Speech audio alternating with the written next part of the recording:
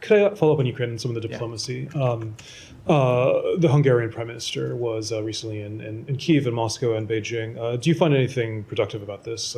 What's your take on that? No, not at all. We find it concerning, in fact. Look, before he traveled to Russia, you did see the Hungarian Prime Minister travel to Ukraine. We thought that was an important thing for him to do. We thought that was a productive step. And we would welcome, of course, actual diplomacy with Russia to make it clear to Russia that they need to respect Ukraine's sovereignty, that they need to respect Ukraine's territorial integrity, but that is not at all what this visit appears to have been.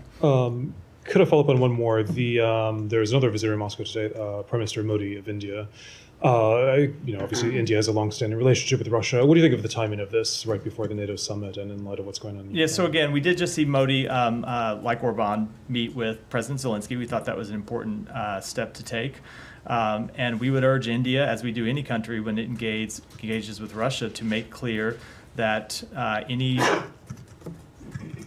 resolution to the conflict in Ukraine needs to be one that respects the UN Charter, that respects Ukraine's territorial integrity, Ukraine's sovereignty. And, India is a strategic partner with whom we engage in a full and frank dialogue, and that includes on our concerns about their relationship with Russia. I don't understand your answer to the Orban question.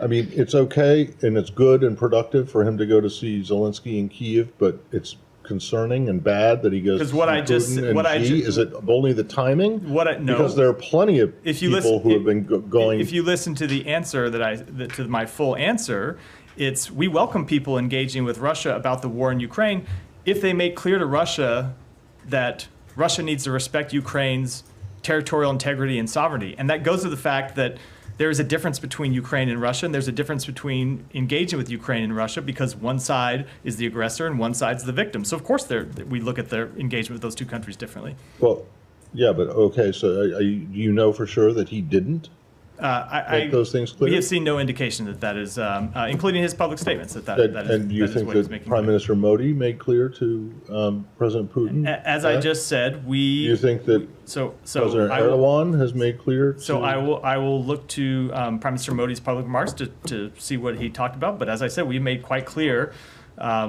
directly with India our concerns about their relationship with Russia, and so we would hope India and any other country, when they engage with Russia, would make clear that Russia should respect the UN Charter, should respect Ukraine's sovereignty and territorial integrity. And what's the problem with Orban going to see Xi?